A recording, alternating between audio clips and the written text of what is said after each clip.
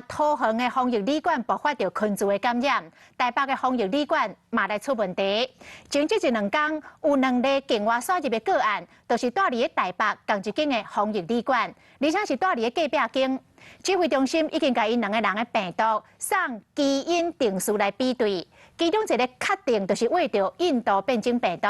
另外一个人也未出来。那确认是互相来感染，安尼其中一个就算是本土的个案咯。啊，这个话国讲倒转来，若是真正伫防疫旅馆来为着病毒，那呢这病毒是为倒位来的咧？指挥中心当咧对源头。住同一栋楼，同一个片空出开，而且阁拄好住伫隔壁，病毒敢是走去隔壁交朋友。按16859自柬埔寨转来女性，在互解隔离了后2天13号确诊 ，CT 值12，病毒量真悬。拄好住伫隔壁按16870过工14号嘛确诊 ，CT 值31，只是16号其实就开始发烧、直扫，这2个人敢会是烧话的？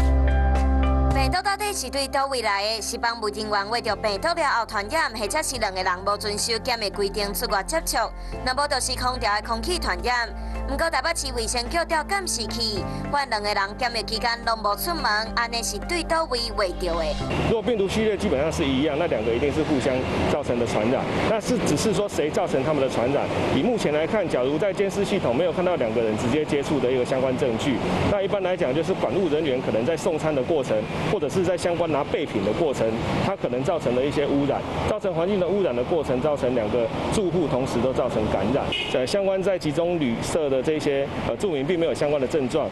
采检目前也都是阴性的，可能在空调系统的机位上相对就会低一点点。 指挥中心嘛讲，若是2个人基因定是相同，确定是互相感染，按16859就会来做本土个案。安尼剩下7天集中检疫加7天居家检疫的方案上路，